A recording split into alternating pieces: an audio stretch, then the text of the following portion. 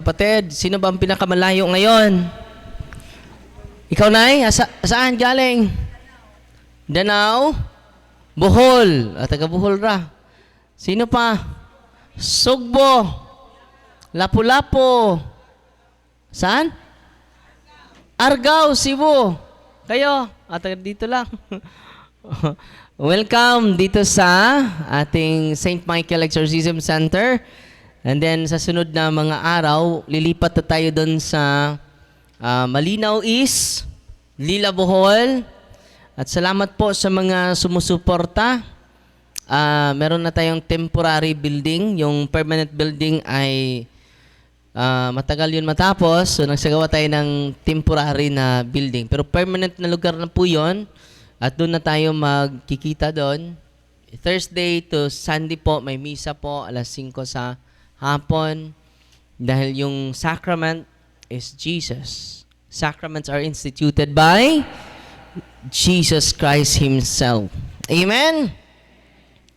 At kahapon po, ay merong isang lalaki na biktima ng barang, no? From Ubay, no? At ang unique sa kaso niya, binulgar ng mga demonyo na pumasok sa kanyang katawan. Sino yung nagpabarang? At ang pangalan din sa mangbabarang, taga saan? Taga Lubok. May specific address pa, may pangalan, may apelido pa. Grabe yung mga demonyo, no? Ang pumasok sa kanya ay si Lucifer, 5 high ranks, demons, si Asmodeus, the demon of lust, si Mammon, the demon of greed, si Beelzebul, the demon of gluttony, at panglima ay si Satan. No? Ni-reveal niya lahat. At nung na-interview na natin after sa exorcism, itong mga pangalan na ito, kilala nyo ba ito? Sabi ng biktima, yes, Father, kapitbahay namin yan. No. Nagkaaway ba kayo? Yes, Father, nag-agawan kami ng lupa. At kumusta naman yung relasyon ninyo? No? Nagagalit sila sa amin, Father. Kahit kami ay hindi galit sa kanila. No? And then, anong ginagawa natin? Patuloy lang na magsagawa ng blessing, prayer for conversion, and blessing for those people who persecuted us, who think negative things against us. No? At totoo man o hindi yung sinabi ng demonyo, no? Importante na madispose ka. Dahil hindi kailangan sino yung mangkukulam, sino yung nagbarang sa'yo. Hindi yan wasto na tanong. Bakit natablan ka ng kulam? No?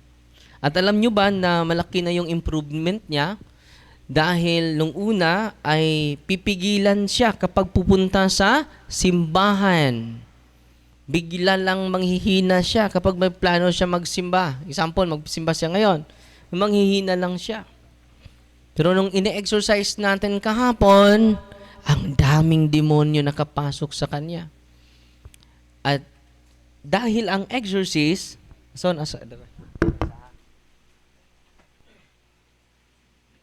exorcist ay makapagtanong sa demonyo, no? Nandito po yan sa ritual ng simbahan, no? Dito po. Babasahin natin. Ang ganda. Ito yung sabi ng simbahan. The exorcist must not digress into senseless prattle nor ask superfluous questions. Hindi kailangan magtanong ng exorcist ng walang kabuluhan na tanong. Sasabihin, kumusta ka na dyan? Kumakain ka na ba? Mga demonyo, anong oras din kayo matulog mamaya? Mga superfluous questions or such as are prompted by curiosity, particularly if they pertain to future or hidden matters. Ano bang demonyo? Dahil demonyo ka, no? Tatanungin ng exorcist, ano bang lalabas sa luto bukas? No? All of which have nothing to do with his office. Okay? So, ang tanong ng demonyo, ng exorcist ay particular and substantial question. Necessary questions are, for example, the number and name of the spirits inhabiting the patient. Yun ang tinanong ko kahapon. Tell me, how many are you? Tell me your number. No? Yung in-exercise ko kahapon, na from Laguna po. Laguna po siya. At sabi niya, Father, well, dineliverance ako. Dahil 1 week sila dito. Dineliverance ako. I don't know kung nandito pa sila. Parang umuwi na, no? Sabi niya sa akin, Father, while the deliverance minister praying for deliverance for me, nabigat yung grabe yung bigat ng katawan ko. Yan na ang paulit-ulit ko na karamdaman, Father. Walang finding sa doktor. Walang diagnose sa doktor. At alam mo, Father, more than 10 ka mga albularyo nilapitan namin. Para lang gagaling ako sa karamdaman ko na walang diagnose sa doktor. Walang finding sa doktor. At sinabihan ko siya, magsagawa ka ng narratives. So, binibigyan ng sa ating team ng narratives. Hindi siya nag-react during deliverance. Pero, hindi siya sumigaw, hindi siya nawala. Pero bigla lang sumakit yung ulo niya. Bumigat yung buong katawan niya. Sinabihin ko na magsagawa ka narrative this coming Friday. Thursday sila pumupunta dito. This coming Friday, ni-exercise kita. Alam nyo? 100 demons ang sa kanyang katawan. Nakatira sa kanyang bahay. And then yung pumasok sa kanyang katawan, marami. No? Tell me your name. Nahulog siya sa kanyang upuan. Last Friday pa po ito nangyari. So twice pa, ini-exercise ko siya twice. Pero babalik pa sila. Pero umuwi muna sila nagplano sila, umuwi na lang sa Cebu dahil malapit lang. And then, sinabihan ko siya na kailangan mo na series of solemn exorcism and counseling and processing. Yan, kailangan natin makita ano yung entry points ng mga demonyo sa kanyang buhay. So, ang nangyari mga kapatid, tinanong ko siya, tell me your name, ang dami. Mga pangalan ng mga lola at lolo nyo ang mini-mention ng mga demonyo sa katawan niya. Nung tinanong ko, itong lolo at lola mo, may occult practices ba? May anting-anting ba? Yes, Father. No. So, hindi yung lolo pumasok sa'yo. Sino yung pumasok sa'yo? Yung accompanying spirit ng lolo mo. Para gagana yung kapangyarihan niya sa panggamot, sa hindi matabla ng bala, katulad niyan. No? At merong mga occult prayer na makaatas sa iyo. At dahil doon, mas naniniwala ka pa sa occult prayer kaysa sa Panginoon. No? Ano pa yung tanong?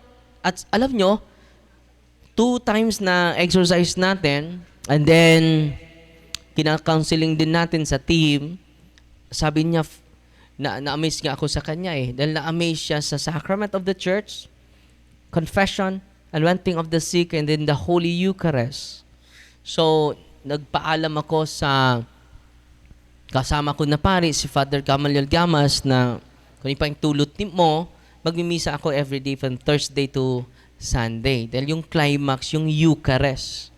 Meron tayo, kasama pala natin si Father Arnold Baura for confession. Ako po ay natuwa. And then, kontak pa tayo ng additional na pari for confession. Importante po yung confession natin lahat. Very important po yung confession natin lahat. Pati pari obispo ay nangangailangan ng sacrament of confession. Pati papa. Lahat tayo nangangailangan ni Kristo. Amen? God is good! All the time! At yung babae from Laguna, dahil grabe yung pagkagaan sa kanyang ulo, nawala yung sakit, nawala yung pamimigat sa kanyang katawan, Father, okay na po ako.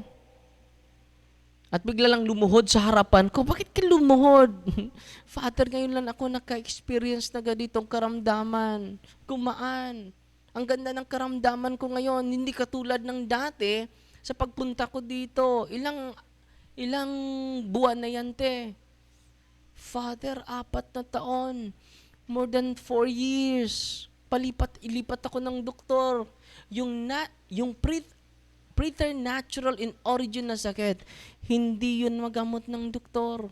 Kahit doktor pa sa Europa, kahit doktor pa sa UK, kahit doktor pa sa Amerika, hindi yan makapagamot. Dahil hindi naman natural yung karamdaman niya.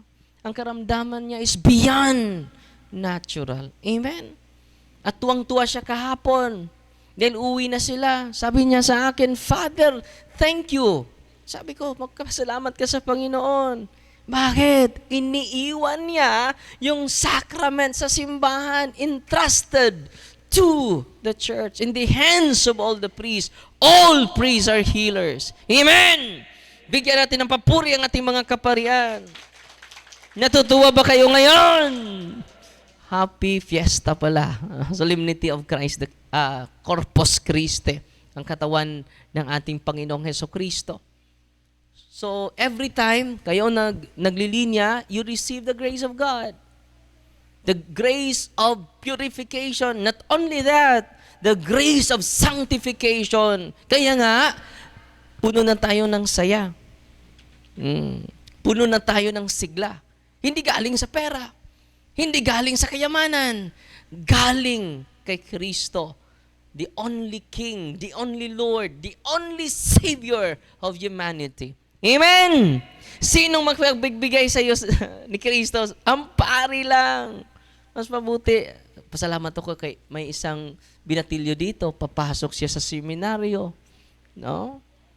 So, may 20 seminaryan na ang ministry na tinutulungan. Pang 21 na siya. No?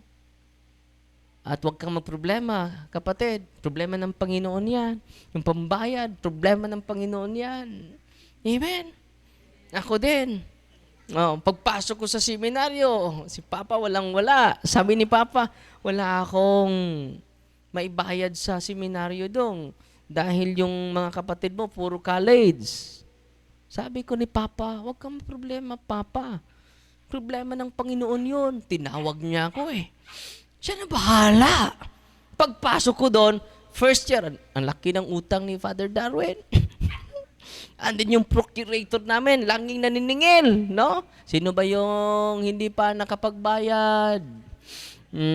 Bayad na kayo. Humanap kayo ng benefactor ninyo, no? Then, i-announce during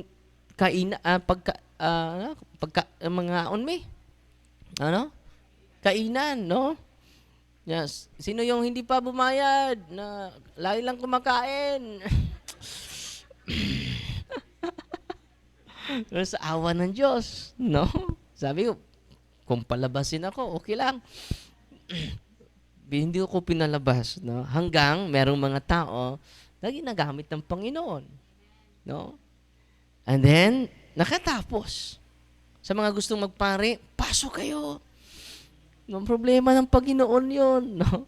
Dahil kailangan natin ng pari to give the food of life, to give the bread from heaven.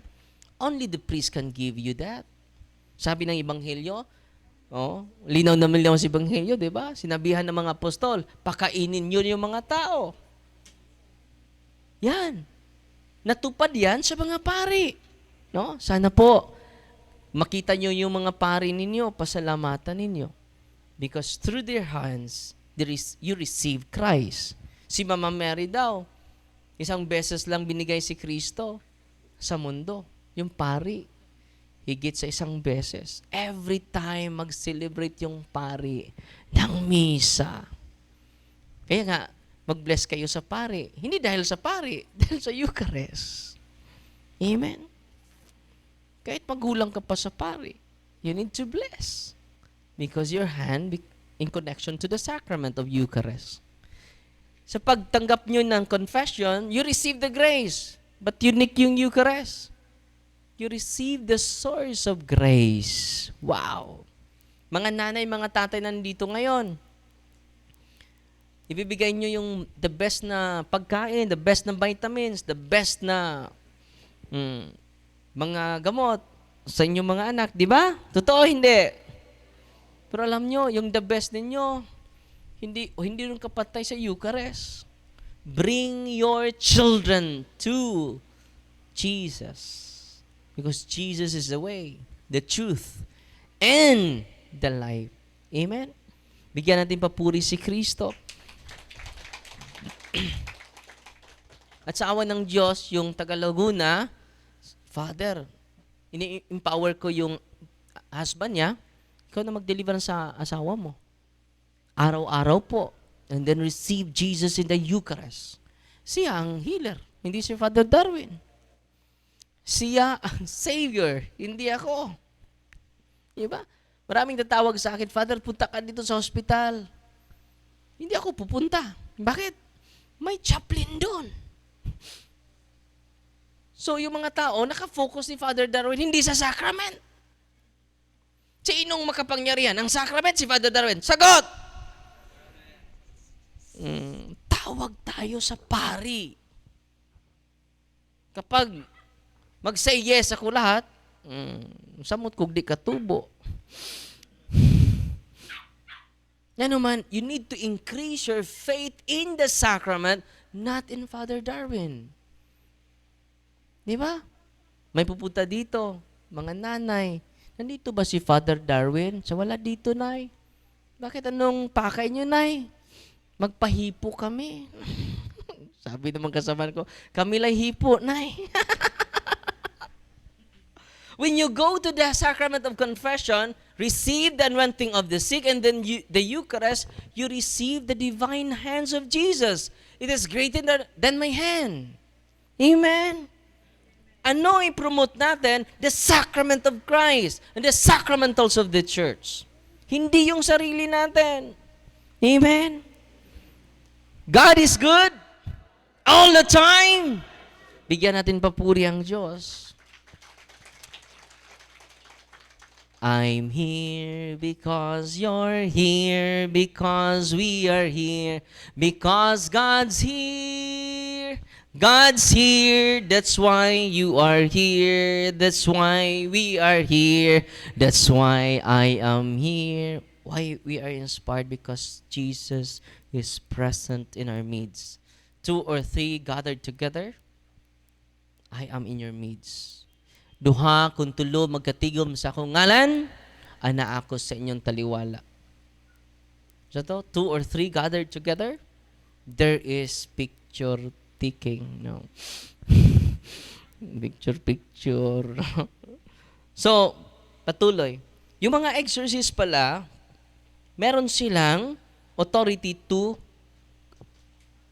ask imperatively. Substantial question. The number and name of the spirits inhabiting the patient. The time when they entered into him or her. Yung lalaki na binarang, ni-reveal ng demonyo sino nagpabarang, 2. Kapitbahay nila. No?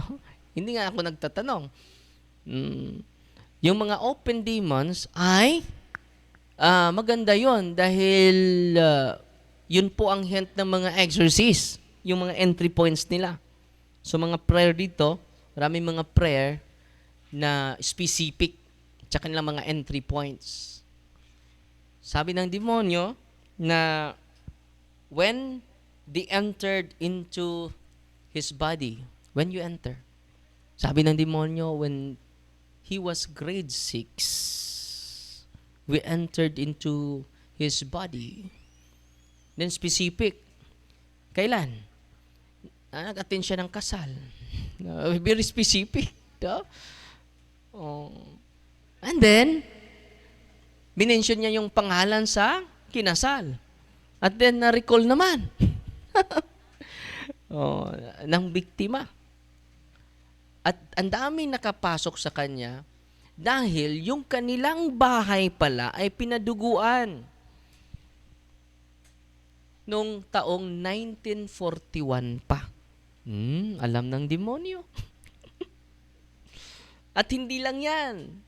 Ang entry point nila, sabi ng demonyo, dahil yung lugar kung saan itinayo yung bahay nila, marami daw na mga Hapon pinatay doon.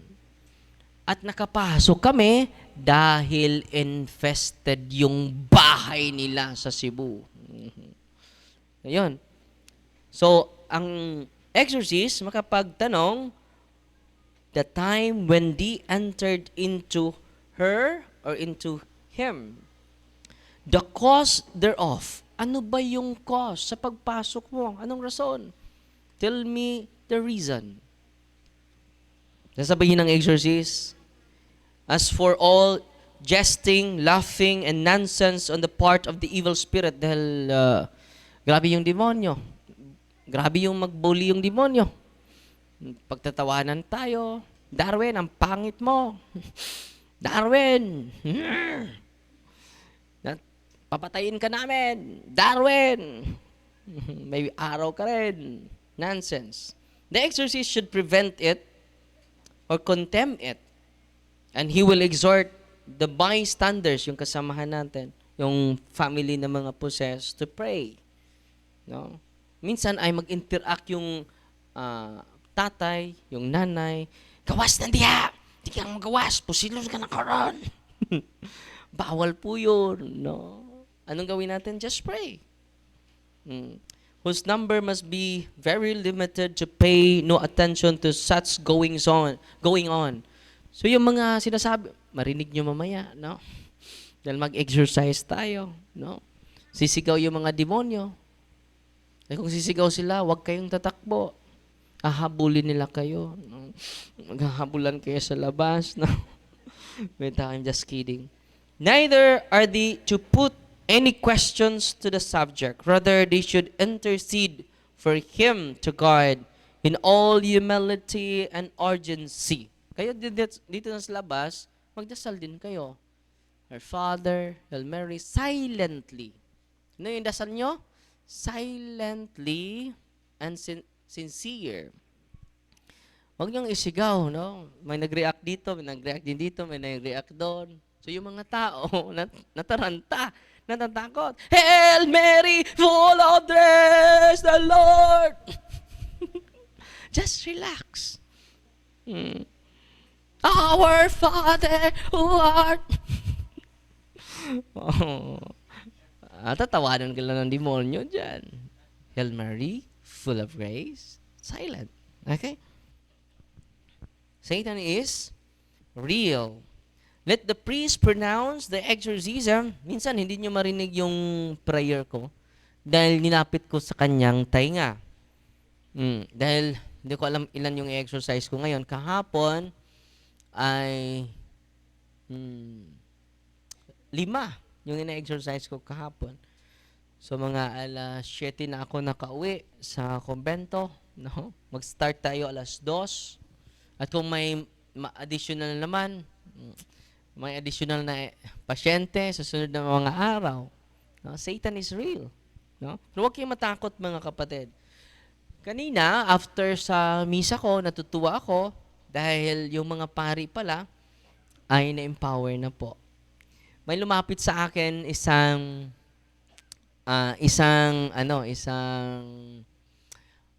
lay minister niya, guru din sa isang paaralan. So, Father, may pasyente ka nag-react doon sa amin, and then sinabihan niya kami na pupunta tayo sa pare, at yung pare, si Father Panya, pinakonfess niya at diniliverance niya.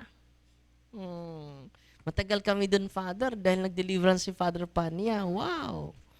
Marami na po ang na-empower na mga pare. At yan po ang panaginip ko. Yan po ang hinahangad ko, hinihingi ko sa Panginoon araw-araw po. Kaya nga may office tayo, permanent center, para po sa mga pari na gustong matuto, gustong malaman nila itong mission namin. Diba? Itong kapangyarihan na ito ay nabigay sa pare po ito. Lahat ng pare pwede maka-deliverance. Lahat ng pare. Hindi sila maka-exercise unless mabigyan sila ng authority galing sa ating obispo. Ang obispo lang makapagbigay niyan. No? Isa sa mga suggestion ni Father Gabriel Amort ni Papa Francisco bago siya namatay, ito yung suggestion niya. 3. Una, dapat maibalik sa seminaryo ang subject na demonology, angelology, Mariology. Ibabalik yan. Yan ang suggestion niya para may kaalaman yung mga seminarista.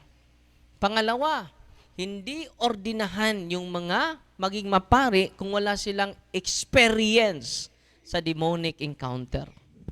Dapat yung bago ordinahan, ito yung suggestion niya, bago ma-ordinahan yung mga malapit na maging pari, maka-experience sila sa exorcism. Para kung sila na may dadalhin sa kanila, hindi na sila maratol. Hindi na sila mataranta. Pangatlo, ang suggestion niya ni Papa Francisco, lahat ng pari i-appoint bilang exorcist. Nasa pari na yon kung gagamitin ba niya o hindi. Ang ganda, no? Yan, namatay na siya eh. So yan ang kanyang suggestion dahil natatakot yung mga pari, di ba? Kung may binyag, may pari. Kung may kumpirma, may pari. Kung may confession, may pari. Kung may kasal, nag-concelebrate ang mga pari. Kung may possess, nasaan ang mga pari? Totoo, hindi. Mas confident pa yung mga albularyo kaysa mga pare. Yung mga albularyo na hindi naordinahan ang harap sa mga naposes. Ang mga pastor na hindi naordinahan, very confident, in the name of Jesus, I command you. Yung ano nyo, buna-buna, hapakon. In Jesus' name. Pang! Pang! Kurug-kurug puta. Oh, ulian na. Ipatol man noon nakaadto sa pastor. Nayawaan dito. Kung sila nakahingilig yawa, nakaayog masakiton, kung nasa labas, lalong-lalo na tayong nasa loob. Amen? Sinabihan ko yung mga pari sa Diocese of Dipolog. Alam nyo, bakit nagbago ang mga apostoles? Hindi dahil sa kanilang paniniwala. Dahil sa paniniwala ni Kristo sa kanila. Ang paniniwala ni Kristo sa kanila ay malaking-malaki. Yung paniniwala nila ang liit. Nabago yung mga apostoles dahil sa paniniwala ni Kristo sa kanilang lahat. Anong sabi ni Pedro? Depart from me, Lord, I am a sinner. Umalis ka sa aking harapan, Panginoon. Hindi ako nararapat sa iyo. Ako po ay makasalanan. Anong sabi ni Kristo? From now on, Peter, you will be a fisherman. Instead, mawala ng pag-asa si Kristo kay Pedro, dinagdagan niya yung kanyang tiwala kay Pedro. Amen? Natutuwa ba kayo ngayon? Sa pag-uwi niyo sa bahay ninyo, do deliverance as long as you practice cares. Anong cares? Confession, adoration, rosary, Eucharist, sacramentals, and the CPR. Anong CPR? Conversion, penance, and reparation. Lahat ng mga kasalanan natin ay i-repair natin sa paggawa natin ng sakripisyo at kabutihan sa Diyos at sa kapwa natin na nandito. Amen? Kung nagkasala ka, i-repair mo. Sa mga politiko na nandito, na nangurakot, i-repair nyo. Kung nakakuha ka ng 50 million, gawin mo 100 million. Isauli ninyo. Uy, para libre na itong mga may sakit. Libre na sa health services. No, awa naman tayo sa mga tao. Kung nakakurap tayo, dubli yung balik natin. Katulad ni Sakeo, yan po ang reparation. No? Ngayon, laki na yung gastos mo sa eleksyon. No? Ya, anong gagawin mo? Babawiin mo yan. May interest pa. Purya lang sa mga mabuti na mga politiko. Di ba? Luoy na kayo itong nasod.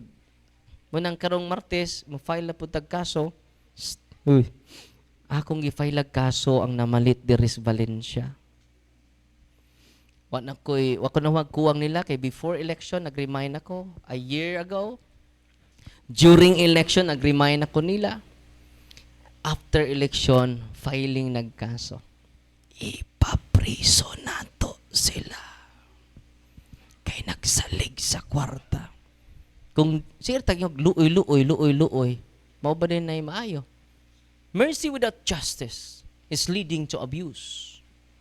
Uy, move on na ta, Father. Kinahuman ng election, Father. Dili, move on. Tas on. Kaya naman di man madisiplina. Mercy without justice is leading. Mao bitaw nang nag-abusar ni natong kaya sabi ni datog taman. Family dynasty. Nagpuli-puli. Uy. Kung mo file tag kaso, tulo ka penalty. Una, 1 year to 6 years imprisonment. Ikaduha, permanent disqualification of public office. Di na sila kadagan. Hindi tangtang family dynasty. Mga bag-o na ning mang-lead na to. Uy. Wako masukos politiko ha. Pinangga na ko sila mabutang i-file na ko kaso. Kay love na ko sila. Ikaduha, no right to vote. Di na kaputar. Grabe de kabugat. Ang Omnibus Election Codes 261. Kung maghiusa ta, mga talawan po ta. Sino ba kata nang mamatay nang dahil sa'yo? Mu-witness na, mahadlok. Tinuod dili. Kining atong pag-witness, dili ni aron manimaus kita. Ni witness ta tungod kay mauni sakto. Mauni makahunong nining korupsyon nga grabe kay sa ato. Number 1 ang buhol sa vote buying. Number 1 nga, perting, sig pangalawat, sipog pakawat. Ay. Di man ini ha, kung ikaw politiko, nga namalit og buto, wa ka magpakamatay sa nasod nato, imong gipatay ang atong nasod.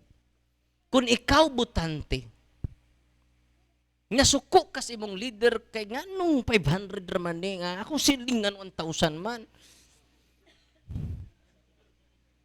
Nagpaabot ka nga paliton, wa ka magpakamatay sa tong nasod, imong gipatay ang atong nasod. Uy. Why tinud anay Father? Kadawat ra ako Father. Ayaw na dyan mo kanta, mga politiko o mga butante, ayaw na mo kanta lupang hinirang. Baka kun mo nang mamatay nang dahil sa'yo. Bot-bot! Itaw, kinang kong gihimo, karong whole slate na to, i-file, ang whole slate, natay whole slate na to, ikiha, karong umaabot nga Martes. Ako nang gibuhat, justice without mercy is dictatorship. Mercy without justice is abuse of authority, is abuse of power. 411 billion ang nawa. Upat ka buwan, karong tuiga. 411 billion. Nanas Inquirer. Abi ninyo kung wa na mawa, tibuok Pilipinas, libre check-up sa hospital, libre unta. Naapay itong mga ambulansya nga way gasolina. Di mo dagan kung di ka magpag-asa nga itong taxes. Di ba? Asang hustisya ninyo. Dapat kamo, maluoy bitaw ninyo kay mga masakito na adiritanan. Mura na nag-hospital. Masa St. Michael Hospital. Mangutana ko ninyo, nagpa-check mo, way kwarta, Father. Asa di ay ang kwarta sa gobyerno? Katong 411 billion, pisag kita pang tanan, kada adlaw masakit. Libre rata, private o public. Kung nahibaw mo, ana. Unya, kaya wam tayo mahibaw, ana. Anto naman tas, kausas, usag eleksyon. Unya, maadto mo mga politiko kay gitabangan mo, pasalamat mo, di mo magpasalamat sa politiko kay ato ng kwarta. It is our money. Amen? Una nga, karong sunod adlaw, file na budda, kada simana ni mo file ko. Kaya di man, ato na to, kaya daghan man sila file na to. Pero sugod ako sa Valencia. Okay? Akong witness in town, giadto na. Giadto kapitan, giadto og kagawad, diingnan niya magpahiro-hiro jud ka diri sa Valencia. Sabi ni. Magpahiro-hiro jud ka sa Valencia. Nga imong ipapriso ang mga politiko. Nya ang bala ba ya? Bisan asa maabot. Ay mo kahadlok. Ay no, inikanta matag nang mamatay, nya mamatay sa Darwin ron sunod adlaw. Okay ra. Kay gipuy-an nanto ang lupang hinirang. Uy. Nya 40 nang pugko. Wa pugkoy asawa. Wa pugkoy anak. Okay na yun. Kini, pila man edad na eh. Pila edad? 33 years old na. Uy, nilapas na sa Father Darwin. Pwede na ning patyon. Amen? Ayaw mo kadlok mamatay. Ang kadlukin ninyo, hindi mo mamatay. Sagot mo, mabot mo 120. Duwa-duwa na yung kagalihong tae. Pasalamat dito no, na inihatag og 20 bags of cement si Nori and Eva Lagari sa atong exorcism center. Mr. and Mrs. Maximo Hampak 50 bags of cement og si Nanay Greenie Umentado ang lula no, magpalula siya ang mama ni Gov Ares. Sira na siya ari dire. Naghatag siya 10 bags of cement o 10 pieces of kabilya, no? So, salamat kay sa hatag ha. Unya, usara ka lublak ihatag. Pila naman takabok din di pila na naka-room sa exorcism. usa, no? Okay na kayo. Muna nga, kakita mo, paspas kayo ang atong development dito. Kay nagsalig ko sa Ginoo o sa mga tao. Usara gud ka lublak. Kapila man ang halublak? 30? 20? Usara ka mo. Paranis building. Human! Wala nga, dili na ako ha. It is owned by the Diocese of Tagbilaran. It is donated to, not to my name, but to the Diocese of Tagbilaran. Amen? Salamat na sa Bohol Limestone Corporation. Naghatag mga limestone man ng binta ng atong dan. Kumuhatag mo tag ginagmay nga simento ato ng simentohon hinay-hinay, no. 1/4 lang nga simento. Uy, pila naman mo kabok. Pila na ni kasako. Hindi human ang atong project. Ako magsalig og dato nga tao, nagsalig ko og ordinaryo nga tao nga chineros. Pila? 1/4 nga sako sa simento. Kaya kay lapas na nag 1/4, 50 naman ni kabags, no? And then, tukuran nato na og mga temporary office pa tong natukod. Ang permanent wala pa kay mo dagan pa na mga 3 to 5 years. By phase lang nato, no? Nya magtanom ko mga kahoy dito, pero abot ninyo dito, ang sea breeze nindot kaayo. Kay atbang man siyang dagat.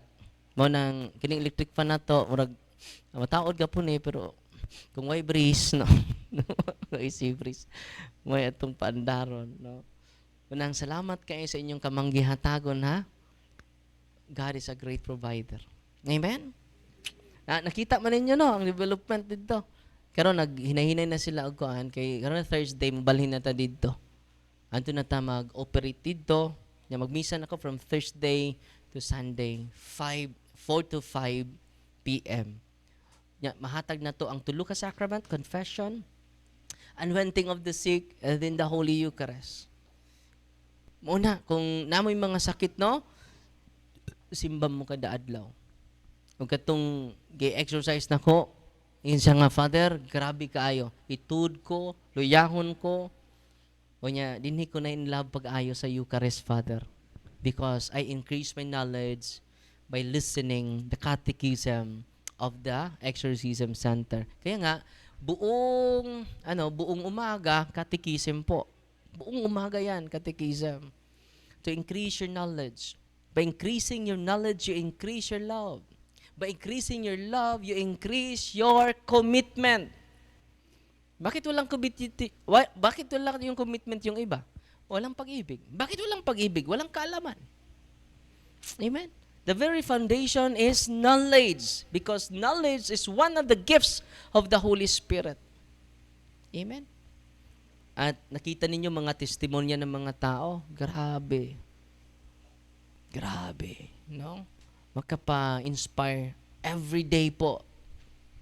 I am amazed by the work of God in this ministry. Sabi ni Saint Therese de Avila, huwag niyong ipagmalaki yung magandang gawain ng mga santo. Ipagmalaki ninyo ang magandang gawain ni Kristo sa buhay ng isang santo. Okay? Anong kahulugan yan? To glorify God alone, not you, not us. Kaya nga, after prayer natin, anong sasabihin natin? Glory to the Father. Glory to the Son.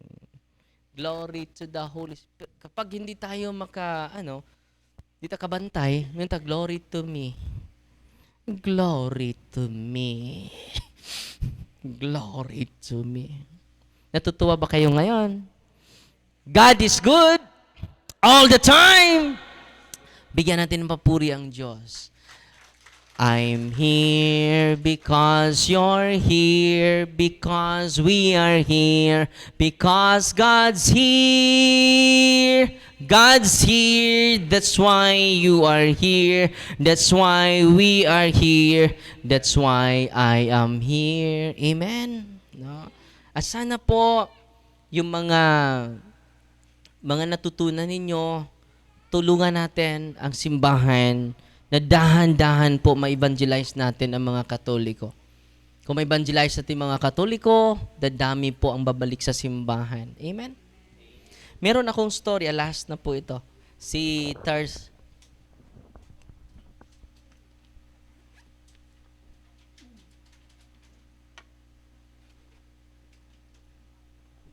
isang batang santo, 13 years old. Naging martir siya dahil sa Eucharist. 13 years old. Ang pangalan niya ay si Saint Tarcisius sa taong 3rd century. Babasahin ko ha. Ang ganda ng storya niya. Very inspiring sa ating lahat. Si Saint Tarcisius. Ito po yung storya niya. Siya po boy martyr of the Holy Eucharist. Grabe yung kanyang kaalaman, kahit bata pa siya, grabe yung kanyang pag-ibig sa Eucharist. Ito yung storya ng buhay niya.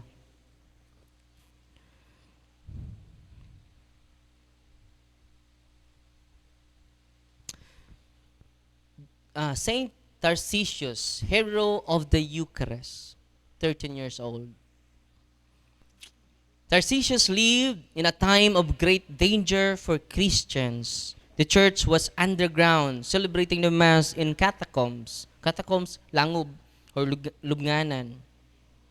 Meeting in secret and constantly threatened by Roman persecution under Emperor Valerian in the year 253 to 260 AD. Harsh edicts were issued. Bishops and clergy were to be executed, Christian property seized, and gatherings forbidden. But despite the fear, the church continued to celebrate the Eucharist, even sending Holy Communion even to prisoners who were condemned to die for the faith. So may mga nabilanggo dahil sa paglabag nila sa itong edict, yung batas ng emperor, nabilanggo sila. So gusto nila kakain ng Eucharist. So bibigyan sila ng Eucharist, sikrito lang, may dadalaw at then ilalagay yung Eucharist sa kanilang kainan, pagkain, no? At then nahuli na sila lahat. So ito na lang si Tarcisius, sabi niya, ako na lang bahala dahil hindi na sila mag-suspetsa sa akin, bata naman ako, no? And then sabi ng pari, alagaan mo ang Eucharist, ha? Baka matapon yan. So walang problema, Father. So nangyari mga kapatid, nadudahan ang bata. And then, ini-interrogate siya sa mga tao, mga pagan. Ano yung hinahawakan mo sa dibdib? So wala, okay, hindi pala siya sumasagot. Ano yung hinahawakan mo? Hindi siya sumagot. Niyakap lang niya ang Eucharist. And then, ang dami mga tao, sinuntok ang bata dahil kukunin yung nasa dibdib niya, Eucharist. Dahil ihatid niya sana sa mga bilanggo ng mga Kristiyano at pinatay siya ng mga tao. Dahil nandun yun sa batas, napapatay namin ang mag-violate. Kinakain nyo yung katawan ng Diyos. Mga kanibal kayo. Mga ungo mo. Mga ungo! Ninay ungo! So, naalaan silang mga ungo. So, ang nangyari mga kapatid, pinatay siya. And then, nakita ng isang Kristiyano na sundalo, i-rescue siya, pero patay na, wala na siyang buhay. At, duda nila, kinain niyan yung Eucharistia para hindi ma-desecrate. Just imagine ha, pinunigtahan niya yung Eucharistia. Pwede naman niya ibigay yung Eucharistia. Bata pa naman siya. Para maligtas yung buhay niya. Pero, grabe yung faith ng bata. At dahil doon, na-inspire si Pope Damaso sa kanya. Kaya nga may first communion yung mga bata dahil po yun ni Saint Tarcisius. And then, yung mga altar boy, dahil din po niya, na-inspired sa kanya. Yung mga altar servers. Si Pope Damaso po, sa taong 4th century ang canonize sa kanya. And then, sabi dito,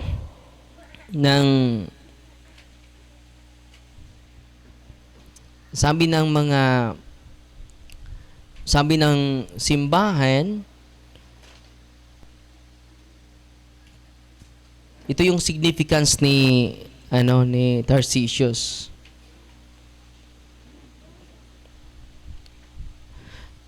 Tarcisius embodies the truth that age is no measure of sanctity. Hindi pala automatic na matanda ka na, mas banal ka pa sa bata. Kahit yung mga bata, pwede maging banal sa kanilang edad. Bakit? Because of knowledge. Yung mga bata ninyo, kapag hindi nyo yung turuan, hindi niya maging banal. So, knowledge is very essential. Knowledge of our faith. It will lead us to wisdom. Amen? So, ngayon, i-bless ko yung mga sacramentals ninyo, ha? Unahin natin yung asin ninyo. Diyan lang kayo sa upuan ninyo, ha? And then, after that, magsimula na tayo for deliverance sa bawat isa ninyo. And then, kayo na po ang mag-deliverance sa bawat isa ninyo, lalo-lalo na yung mga may sakit. Yung deliverance hindi lang para sa mga may possess, para din sa mga depression, pwede yun. Makatulong po yun. Ha? And then, sa mga taong hindi na alam nila yung sarili nila, makatulong po yun. Yung prayer of deliverance and then the sacraments. Unahin natin yung asin ninyo. Sana po ay nakikinig kayo sa catechism kaninang umaga po. In the name of the Father, and of the Son, and of the Holy Spirit, our help is in the name of the Lord, who made heaven and earth. You creature of salt, I purge you of evil by the living God, and by the true God, and by the God who ordered you through Lysaeus the prophet to be cast into water to cure its unfruitfulness. Be now purified salt for the health of believers, giving soundness of body and soul to all who use you. In whatever place you are sprinkled, may phantasm and wickedness and Satan's cunning be banished, and let every unclean spirit be repulsed by him who shall come to judge the living and the dead in the world before. Almighty everlasting God, humbly we implore your boundless mercy, that you would dine of goodness, to bless and sanctify this creature of salt, which you have given for the use of mankind. May all that use it find in it a remedy for soul and body, and let everything with it touches or sprinkles be freed from uncleanness and assault from evil spirit, through Christ our Lord. Lahat ng salt ninyo ay holy and exorcised salt na po yan. Sunod nating i-bless ang inyong tubig. Buksan nyo yung tubig ninyo. You creature of water, I purge you of evil in the name of God the Father Almighty, in the name of Jesus Christ, His Son, our Lord, in the power of the Holy Spirit, that you may be water fit to brace us against the envious foe. May you be empowered to drive him forth and exalt him together with his fallen angels, with the power of the selfsame Jesus Christ our Lord, who shall come to judge the living and the dead and the world before. O God, for man's salvation, those dispense wondrous mysteries, with the efficacious sign of water, hearken to your prayer, pouring forth your benediction upon this element, which you consecrated manifold purifications. Let this creature serve you in expelling demons and curing diseases, whatsoever it sprinkles in the homes of the faithful. But cleansed and delivered from harm, let such homes enjoy a spirit of goodness and air of peace, freed from needful and needless snares by the sprinkling of this water. May everything opposed to the safety and repose of them that will therein be banished, so that they may possess the well-being they seek in calling upon your holy name, and be protected from all peril through Christ our Lord. When the salt and water be mixed together, in the name of the Father, and of the Son, and of the Holy Spirit, the Lord be with you. Author, invincible strength, and King conquerable in power, ever, the glorious triumphant one who restrained the force of the adversary, who overcome the forces of the differing enemy, who valiantly put down hostile influences, prostrate and fearsome we beseech you, Lord. Consider kindly this creature of salt and water, make it honored and sanctify it with a Jewish witness. Wherever it is sprinkled in your name, may devilish infection cease, venomous terror driving afar, but let the presence of the Holy Spirit be ever with us, as we implore your mercy to our Lord Jesus Christ, our Son, who lives and reigns with you in the unity of the Holy Spirit, one God, forever and ever. Amen. Ang inyong tubig ay holy and exorcised water. Sunod nating i-bless ang inyong olive oil. Our help is in the name of the Lord, who made heaven and earth. God's creature oil, I cast out the demon from you by God the Father Almighty, who made heaven and earth and sea, and all that they contain. Let the Rosary's power, the devil's legions, and all Satan's attacks and machinations be dispelled and driven afar from this creature oil, that bringing health in body and mind to all who use it. In the name of God the Father Almighty, in the name of Jesus Christ, His Son, our Lord, the power of the Holy Spirit, the Advocate, as well as the love of the same Jesus Christ, our Lord, who is coming to judge both the living and the dead and the world before. O Lord, heed my prayer and let my cry be heard by you. The Lord be with you. Lord God Almighty, before whom the hosts of angels stand in awe, and also the service of acknowledgement, please you to regard feebly and to bless and hallow this creature oil, which by power has been pressed from the juice of olives. We have ordained it to eating the sick, so that when they may dwell, they may give thanks to you, the living and true God. Grant, we pray, that those who use this oil, which we're blessing in your name, may be delivered from all suffering, all infirmity, all wiles of the enemy. Let it be a means of averting any kind of adversity for man, made in your image and redeemed the precious blood of your Son, so that he may never again suffer the sting of its serpent, through Christ our Lord. Ang inyong oil ay holy and exorcised oil na po.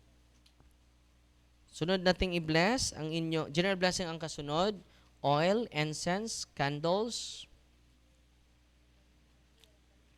crucifix, medals, rosary, sacred images of God, sacred images of the angels, and sacred images of the saints, and scapulars, bell, So, lahat ng mga general blessing ang kasunod ha. Heavenly Father, through your Son, Jesus Christ our Lord, in obedience to Him, we embrace the ministry He has entrusted to His bride, the church. Grant now, in your mercy we pray, a very special and powerful blessing on all religious items, that we will hence use the ministry of healing, spiritual liberation and exorcism, dying that through the blessing you bestow, may it be a very potent and terrible weapon against the attacks of devil one and his legions. May these religious items mightily restrain the devil and his demons and all unclean spirits, rendering them powerless, unable to harm the afflicted of peace and people, to whomever. These are used in the exercise of the ministry, wherever it is kept, may unclean and diabolic spirits flee in fear, never daring to harm nor even approach. In the exercise of the ministry of healing, spiritual liberation, and exorcism, may Jesus Christ, your Son, be glorified forever.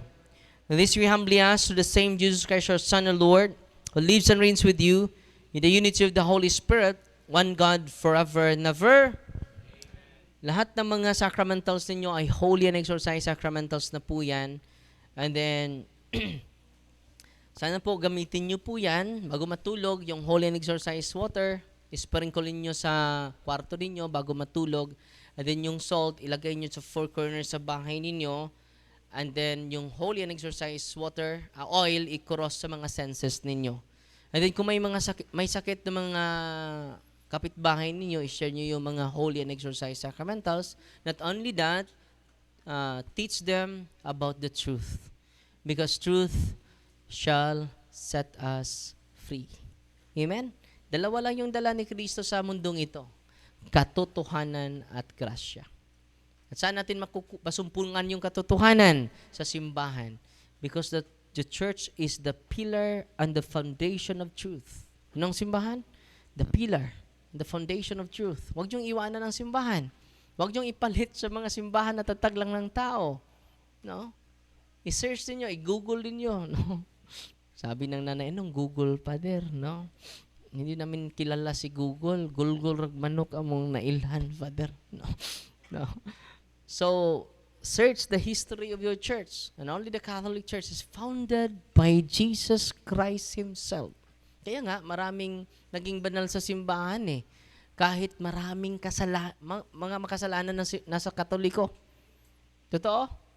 Bakit may maraming santo? Dahil hindi ito tatag ng tao. Tatag ito ni Hesus Kristo. Kung ang gamot nito ay banal, mamumunga din ito ng kabanalan. Roma chapter 11 verse 16. Bakit yung iba, ang bait nila, puro mababait. Born again, mababait. Iglesia ni Cristo, mababait. Saksi ni Jehovah, mababait. Walang naging santo, kahit isa. Hindi nyo na-discover? Wala. Bakit? Tatag lang sila ng tao. Kung ano yung gamot, yun din ang bunga. Di ba? Mga Katoliko, pakno. Pakan. Palahubog, sugarol, palakiro, natanan. Oy, dawato na nato ha. Kay, gusto magpagkaangil. Pero wa siya maanhi aron pagpangita sa mga matarong na. Nianhi ako aron pagpangita sa mga makasasa aron akong danihon. So kitang Katoliko may gipangita sa Ginoo. No? Walang need to confession. Because through confession, we are purified. Not only purified, but sanctified. Amen. I'm here because you're here, because we are here, because God's here. God's here, that's why you are here, that's why we are here, that's why I am here. So ang dami ninyo ngayon ha. At salamat sa pagbisita natin. At yung team natin ay hindi na nagtatrabaho, yung mga staff natin. Kung meron kayong extra blessing, pwede kayo mag-share galing sa puso ninyo.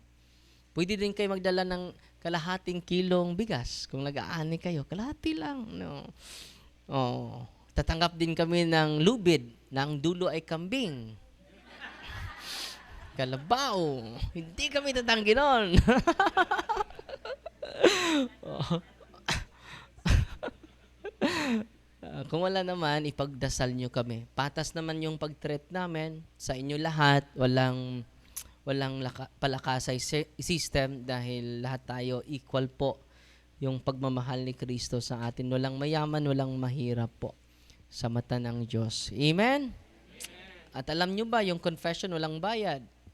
Alam nyo ba, yung unwenting, mag-unwenting ako mamaya, walang bayad. Yung pag-celebrate nating misa, walang bayad.